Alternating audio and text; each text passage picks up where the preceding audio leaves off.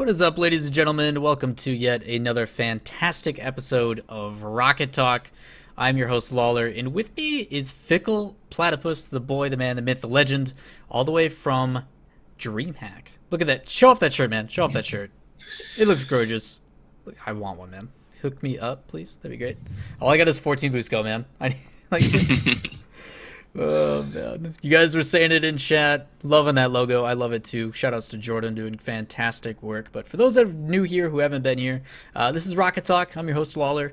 It's a weekly podcast where we are bi-weekly. We try to do it pretty quickly and pretty often, where we discuss imperative topics in the Rocket League community. Usually we're joined by a special guest each week, this one being Fickle, and we dive into latest news, gossip, or stuff that is just prevalent in the community that is important. Usually pretty lighthearted, but sometimes it gets pretty serious and it like tugs on the heartstrings, man.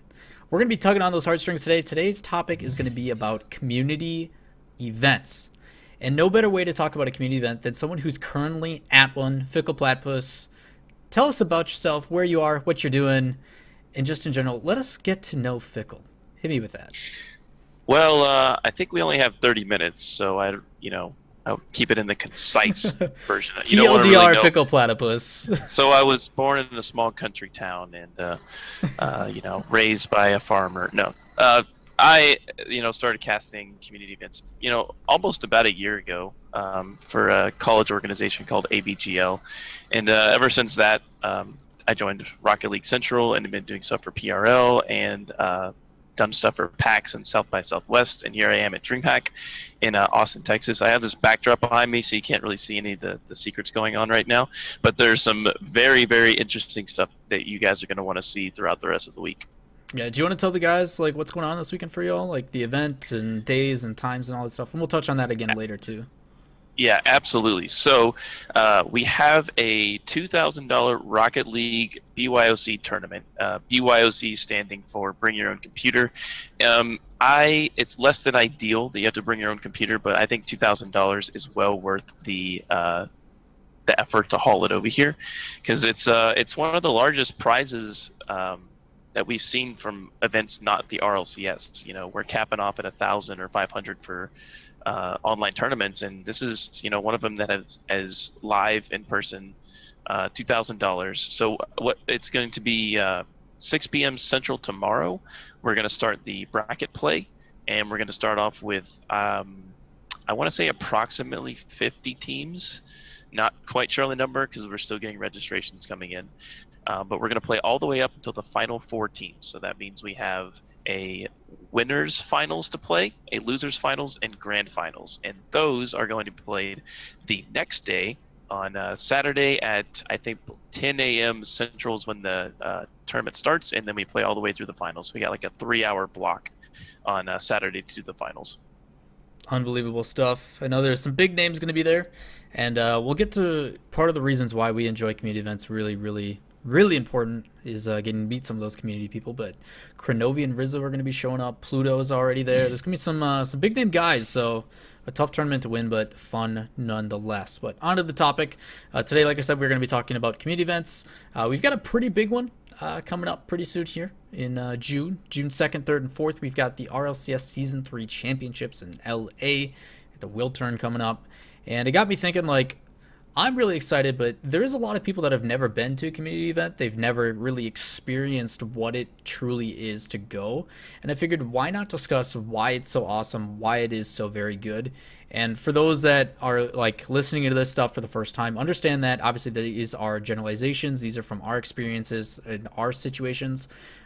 There are times where I've gone to live events as well, and there's been poor experiences, and that's not due to like the staff and stuff. It's just the venue itself and everything. But I've never had a bad experience going to any Rocket League event.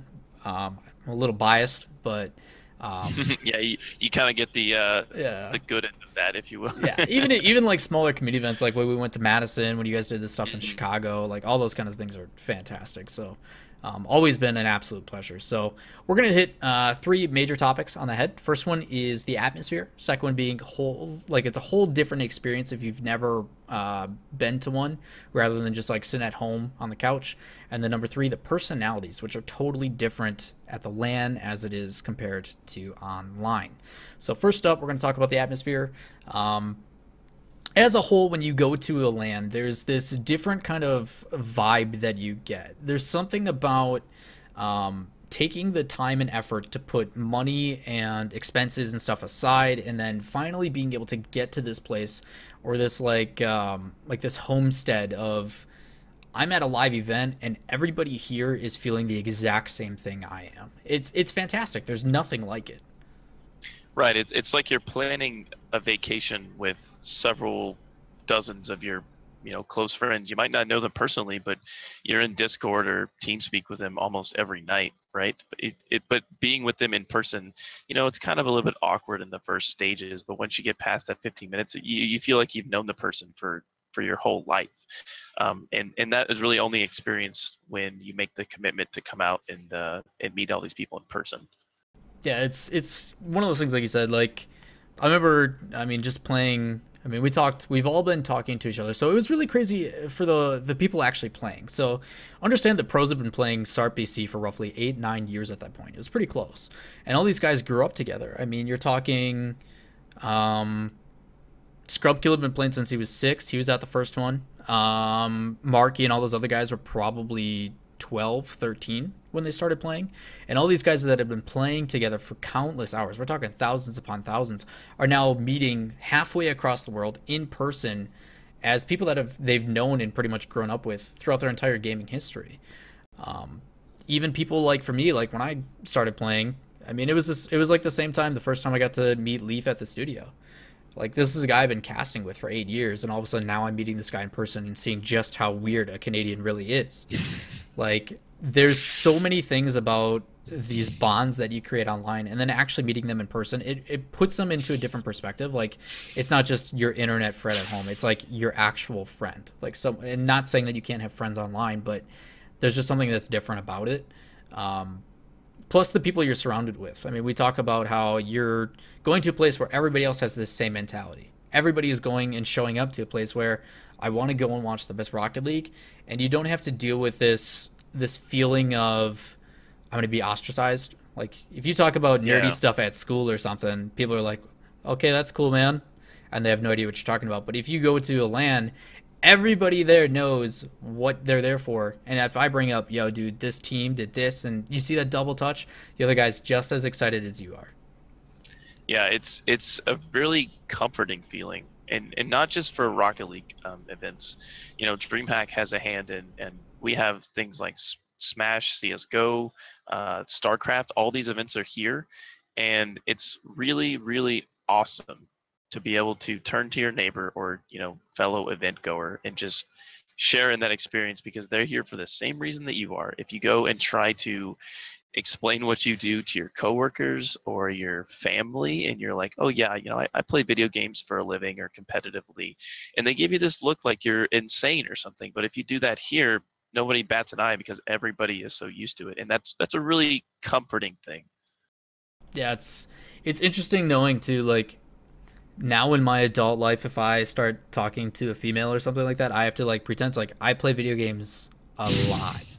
Like, let me just say this before we start talking. You have a giant disclaimer that they need to sign, like Lawler, sign here, thousands of hours. Yeah, like they don't understand what it truly means. Like, when you say, yeah, I play a lot of video games, oh yeah, that's cool, I've had friends. No, I'm like, I play a lot of video games. They're like, what do you mean? I'm like, we're talking like twice as much as a full-time job a week at least. Like, it's a lot.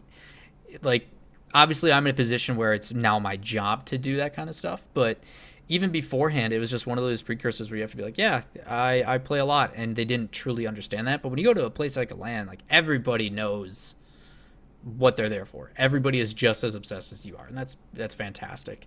But the cool things too of why it's so awesome, like the atmosphere is created, is because kind of how I mentioned earlier, you're removing yourself from your normal situation. You're no longer at home on a couch where you're comfortable. You're next to a bunch of sweaty nerds, all watching the same thing, all there waking up way too early because you stayed up way too late because you were too excited to sleep. Don't did you just smell yourself short there? I did smell myself short there. Too bad I don't have any Old Spice next to me. Or brisk. Oh man, that didn't take long to sell out. Good job, man. I'm a professional. Don't worry. Nice. But yeah, I mean, it heightens the experience. There's this weight going where you build all this anticipation all this time, and you're basically watching and enjoying this situation of like, okay, I'm either driving or flying. I'm on a plane with all my friends. Like we're all building this anticipation over and over and over again, and then it finally hits that moment, and then it gets into our second topic, the experience of being actually there. And I try to break it into two ways. There's a difference between like the interaction that you get as well as the viewing experience. Fickle, you were at the first LAN. Do you want to talk about like what it was like for you to just be a part of that audience? So I want to bring up this memory of the very first time Hollywood Principal got on stage, their performance of Underwater, and as soon as they were testing the sound system, if you've been to a concert, the sound is really percussive and you can feel it in your chest. And once that sound hit my chest from that stage area where all the PCs were set up on and there was Rocket League everywhere, I just got this tingly feeling of chills. Like this is really happening. This is what we've been doing for a year now, and it was so cool to be able to actually feel the experience in person, because you can listen to music and sound and Twitch chat through your headphones, but being at a concert or a live event, you feel that bass in your chest, and that is one of the things you will never get online unless you got like a really huge stereo system or something. Yeah, this is going to be the ugliest version of this I can, but I actually have a Snapchat of them playing live from behind the scenes. This is why you should go. Hold on. This is going to be terrible for you guys to watch, and this is for people watching only, but watch this.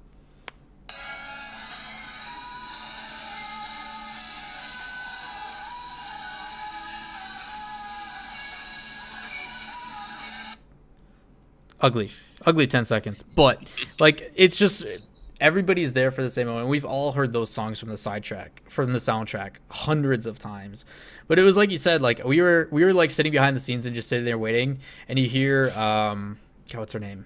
Kayla Hope is the singer for Hollywood Principal. And like we were all sitting there watching, like you could see all the Signix devs and stuff up in that top balcony in the nosebleeds and stuff, and you got the casters are in their booth up, and then you just see these people filing in, and they see the lights, they see the banners, they see all of it, and it just becomes so real. All this anticipation that you've been building, and all of a sudden you get in and you walk in, and it's crazy. You see the players, you see people like Turbo Pulsa walking around showing you why he literally is the only Pierre that you should ever want in your life. Turbo, I see you in chat. What's up, man? But it's one of those things that like you put this different kind of personality into these guys, and you've had this almost prejudged like situation of like what you think it's going to be, and every single time I've gone to Atlanta and been like, all right, this is what it's going to be like, I've always gotten blown out of the water. Every single time. Like it's always exceeded my expectations like tenfold.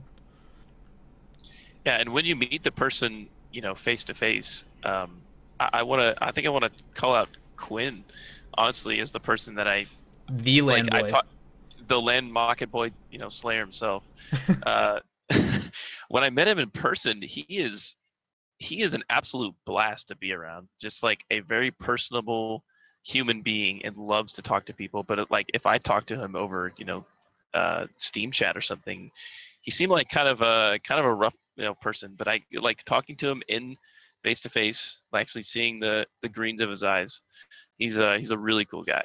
So like I would have never expected that. And so so you walk up to some of these professional players and you're thinking like, oh, they must be stars or something. It's like, no, they're just regular people like you and me, and they like to be approached. Well, I like to be approached. I don't know, but I can't speak for others, but if you approach me and be like, we feel honestly flattered that you know who we are, sort of thing. So I'm kind of jumping ahead of a topic, but we'll get that to the second. Yeah, but no, it's a great way to talk about it, because it's that same situation. You think of it like you go to a sporting event or you watch like your favorite football team or whatever you're into, and you remember that moment. Like you look seasons back and you're like, okay, man, remember that one play that like changed everything and all that kind of stuff. There's a difference between remembering that play and then truly being a part of it and being a part of the crowd, cheering live when that, like, you witnessed it live. Like it's a different kind of experience, and that's where I get into the viewing aspect. Like when I'm sitting in the stands or wherever you are in the attendance, and you're like watching it happen, and you see like that the air dribble from over zero. The crowd on that play literally hurt my chest. It was so loud in there. You could hear Lachinio's mom cheering on Lachinio over our casting and over the entire crowd because they're just so into it and wanting to support their team. And that's where I think Rocket League is really going to shine. If we have more and more live events, and you have these fan bases travel for teams when we get these really big sponsors and stuff involved, I think you're going to really see Rocket League hit that peak that we're all waiting for. And live events, I don't think does it better than anything else. Like being able to truly experience and feel that experience. When Genesis was going up against Mocket in the losers bracket, you know, I think they went down a game or something. And I think CJ, who is someone I work very closely with these, you know, TexRL and DreamHack events, he's setting things up and running things around right now. But I think he was in the back of the crowd, like started the chant like Genesis, Genesis, and everybody joined in on the pitch while they were playing. And when they scored, it got so incredibly loud that I had to like kind of like deafen one ear. Like, and that venue wasn't even that big. No, it wasn't. Crazy. But it just, the acoustics in that venue were fantastic. Like everything was centered, and there was other situations where like it's the same thing. Like for some reason, Genesis was just this unsung hero team where that everybody was like, all right, I have my powers in, but we want to watch Genesis, because that's the big difference too about live events. Like when I go to a sporting event at home, there's a home field advantage. You're gonna get booed when you're on the other team. Our team's going to cheer loud. You're not going to be able to make your play calls. It's going to be a different environment, and it's difficult. And that's part of the reason why we try to switch up regions when we go from land to land, is because it's not fair to not give people home field advantage at times. And you saw that when in Amsterdam, like the crowds were cheering for the other guys. Obviously, the personality of Take 3 shined through, and they started having their own fans. But a lot of it, like, people were conflicted. They're like, I don't know if we should vote for these wacky kids that don't care, or if we should vote for our favorites. You know, what do we do? And just that loudness is amplified by the fact that, yeah, they are people. Yes, they're right in front of you. They're, you know, feet in front of you. There's huge prize pools at stake. There's prizes. There's all these things that come into play. And you're just as important in that as the people playing themselves. The crowd is like one of the most crucial things at a LAN, not only for me as a caster, but for me as a person who just genuinely loves the experience. I mean, I didn't get to cast the finals at the first LAN, so me and Leaf actually went into the crowd and sat in general admission and told everybody to shut up just so they wouldn't like throw it away, because we weren't supposed to be there. Like, we're just sitting there like telling everybody to be quiet, because we just wanted to experience the game, because we're just as much as fans as you are. And we'll talk about that personality difference that you were kind of mentioning earlier later on how we like to be approached and that kind of reason. But you're sharing an experience with a bunch of like-minded people in an event where there's tons of noise and all this stuff, and you get the full experience rather than just like sitting on your couch and hearing it come out of your speakers. You're surrounded by it. Like, you're actually in that moment, and there's nothing better than it. There really isn't. And in that moment, even if you're not a person that is loud and cheering, you will find yourself cheering while other people cheering. Clapping, it's infectious. Clapping at the least. Like, you know, when the game ends, everybody cheers for a little bit. And like, you don't sit in your Twitch chat and clap and cheer unless someone has an email for it, right? But you might if something like incredible happens. But like, even the, you know, humdrum moments at the LAN, you're cheering, and that makes it even more so when something's like the over zero air dribble happens, or the 0-second goal from Mocket at the second LAN. You know, so stuff like that really gets you on your feet, literally makes you stand up and cheer. Yeah, it's just like going to a live sporting event. It really is. And I hate that we have this complication. This is a totally different topic, but how like mainstream doesn't think that esports are sports and stuff, and that these kids aren't athletes and stuff. And it's like, when you go to events like this, I'm like, how can you argue it? You can see like the pain that these guys are going through when they lose, that heartbreak. You can see the highs, the lows. God. My worst moment from season 2 land was seeing Jacob cry. It killed me inside. Yeah, at the first land, whenever I think it was Espion on the second day, after like, they had qualified into the next day, and then they lost to, I believe, the Flying Dutchman, or maybe it was Northern or something like that. He walked off the stage and he was in tears, and it was like one of the most heartbreaking things to see, of all people, Espion, who is such a sweet, nice person, just to be crushed. Like it's real. Like the stakes matter. It's truly emotional. It's and it's like obviously you don't want to like the we're not saying go to land so you can see kids cry. Like that's not that's not the point. It becomes just super real like when you're there. There's something about it like I remember when we were sitting there, and I don't know why we keep bringing up Genesis, but we were there, and I've seen Pluto grow as a pro. He's been one of the pros that I followed the closest growing up through VVV and all that kind of stuff. And I remember when we were casting the game, and the crowd started slowly cheering. And we started bringing up the storylines because that's what you're supposed to do as casters, talk about storylines and like, yo, we've seen Pluto grow and he's come from here to there and all this other kind of stuff is happening. And all of a sudden you see Quinn in the camera in our confidence monitor. For those that have never casted before, when you cast, there's a live stream, basically the feed that's going to the stream in front of you so you can see when you're on camera and stuff. We call it our confidence monitor. And you could see Quinn lean over to Pluto because Pluto wasn't playing the best series. And Quinn leans over and goes, yo, man, like, they're cheering for you. Can you hear that? And he takes off his headset, and everybody just starts cheering Pluto's name. And out of nowhere, he starts playing better. He gets more involved. And then they reverse sweep mock it. Like, that moment is something I will never forget the rest of my life. It's an experience of something that you can only experience being at the LAN. A little bit different because it's a little bit heightened because I'm casting it, but at the same time, like hearing the crowd, I stopped talking. Both me and the other commentator stopped talking and just let the noise of the crowd itself basically carry that through. And it's one of those things that you don't get that experience when you're not there. It's unbelievable. Yes. It really is. I just want to apologize for the lighting in the background. They're testing some of the strobe lights for the stage, so it's kind of giving me reflection. Oh, it looks great. It looks great. Yeah. So going into the next topic we had discussed, like, all the emotions and stuff. We're talking about how these people are, real human beings. And you had something you wanted to say about like the personalities and pros and casters. Yeah. So I've said this on stream many times. And the more it comes in closer to land, we always talk about it. And you say it too. When we're in a live event, there's things that have to be done. We're busy, or, if we're ever short with you, if we're ever not giving you the attention that we should, because I mean, you guys are just as important as we are. Like, you guys don't understand, like, to the fullest effect. Like, if you guys don't watch, I have no job. So clearly I appreciate you guys, and that applies to even here on Twitch. But the situation being that if I'm ever short with you, if I blow you off, I remember some guy commented on Reddit, like, who said, like, Lawler thought the bathroom was too important and stuff like that. I'm like, dude, I had to pee. It happens. And then some guy in the bathroom was like, oh, dude, casters have to go to the bathroom too. Like, made a joke about it. But if there's ever a situation that we are too short or we don't talk to you guys, or we love it, the fact that you guys approach us and notice us and say, like, yo, dude, you're my favorite caster and stuff like that means the world to us. When they want autographs and pictures and stuff, we absolutely love it because you guys are basically giving us personal recognition for what we put so many hours into something that we just purely love. So if there is ever a moment that we are like that, there's times that we will purposely go out into the lobby and make sure we talk to everybody. We'll, after the shows are done, we'll sit out in the lobby until everybody leaves to talk.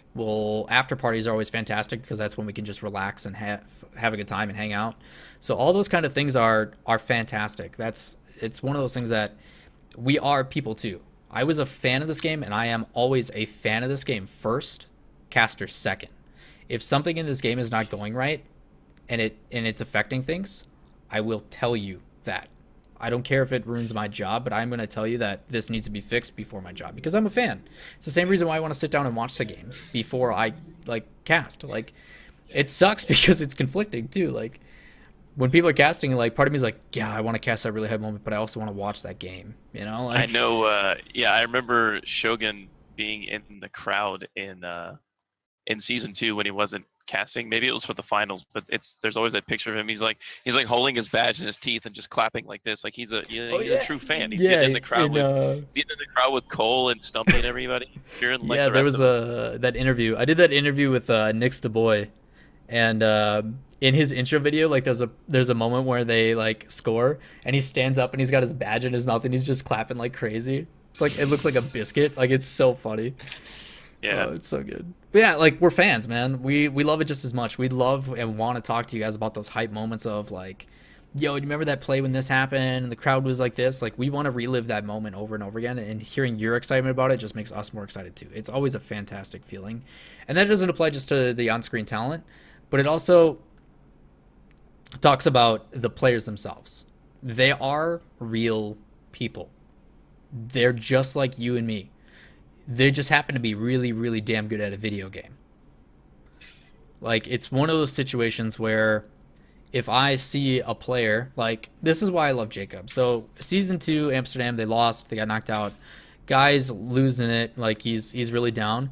But Jacob, if you guys don't know, is one of the nicest players out there, if not the nicest player out there. Like, he's never sad. He's always got a smile on his face. He's super funny. His laugh is the best. But, like, you go up to him and try to console him and be like, dude, it's okay, like you guys played really well, and he still tries to put on a damn smile despite just having his heart ripped out. Like, that's something that you don't get at home. Like, you can't have that personal connection. You can't, after they're done for the games, like when they get knocked out, yeah, they'll be in the lobby, they'll be in the crowd, they're watching. Go sit and say hi, be like, yo, dude, you guys played great. Like, that's the kind of stuff that they love too. Like, we're all just regular people. Like, we really are. And they might be humble about it, but there's a little bit of a narcissist in all of us. We like to be complimented. Who doesn't like to be told that they're good at what they do, sort of thing. So to bring it all home, where I'm at now, DreamHack, I'm live in the convention center right now. I know it just looks like I have a black backdrop back here, but behind that is some of the main stages and stuff. So you can catch all that actions. We're going to be live streaming it onto Twitch, and I'll have the links on Twitter sometime tomorrow. So be sure to tune in and catch that stuff. We would like for you to be in the crowd here, but if you cannot, then of course we always appreciate your support in the Twitch chat as well. We've got some very notable players coming out. We've got Selfless's own Pluto, and we have some of the G2 boys. Crow and Rizzo are going to show up as well. And a lot of local Texas players. If you've been following any of the South by Southwest Gaming or our own Texas Rocket League land, you'll see some familiar faces as well. Fantastically said. But to wrap it all up, if you guys don't and have not yet, I highly recommend, whether it be a local or one of the big ones like RLCS, I highly recommend going to a live event. They're fantastic experiences, not only to meet the people, but also just the experience itself of saying, I was there for that moment, I saw it live, is something else. Plus, there's a lot of moments that we can't share on stream due to the shenanigans that happen with the people that are there. But all I need to know, and all you guys need to know, that I will never forget it, and it is an absolute blast. There's so many things that go on at LANs and live events with friends and people that you meet, and those people then become friends and bonds that you share forever. It's fantastic, but I highly recommend, if you have the opportunity, definitely do it. It's fantastic. But that is going to do it for this episode of Rocket Talk. I appreciate you guys all coming and hanging out. Fickle, thank you for taking the time out of your busy weekend. I know you guys are going to have a lot of fun, but last but not least, if you want to shout yourself out, tell people where they can find you, and then give them one last attempt of hearing where DreamHack and what's going on this weekend. Yeah, pretty much all of my handles are Fickle_Platypus, or if not a space.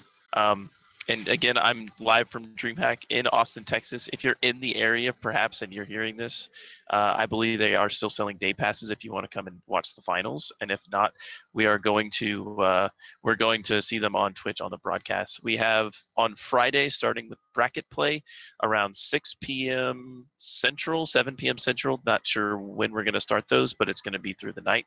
And then we're going to have losers finals, grand finals, and winners, or losers finals, winners finals, and grand finals on a big stage starting Saturday morning around 10 a.m. Central. It's kind of an unideal time zone, but we work with what we're given with the production team. I'm sure it'll be great. There's gonna be some fantastic games, which I'm pumped for. I know I'll be watching, so make sure you guys go show some support. Tell them go cheer on your favorite chat person or whatever, and then when Kronovi's not there, just copy paste the meme. Kronovi not playing KBI, but then when he is playing, you better stay. So I've got some top level memetry going on the stage, hopefully. So you're gonna want to see that. It involves pictures of mountains. I'll just say that. Fantastic. Can't wait.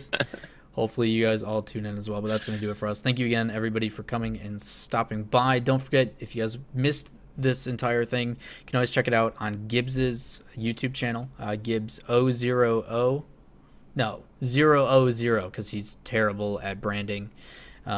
Otherwise, this will also be on SoundCloud under Rocket Talk on any major podcast app, so make sure you guys check it out there. But that's going to do it for us. Thank you again, Fickle. We are out of here. Have a fantastic night, and I will see you on the big screen while you're casting DreamHack this weekend.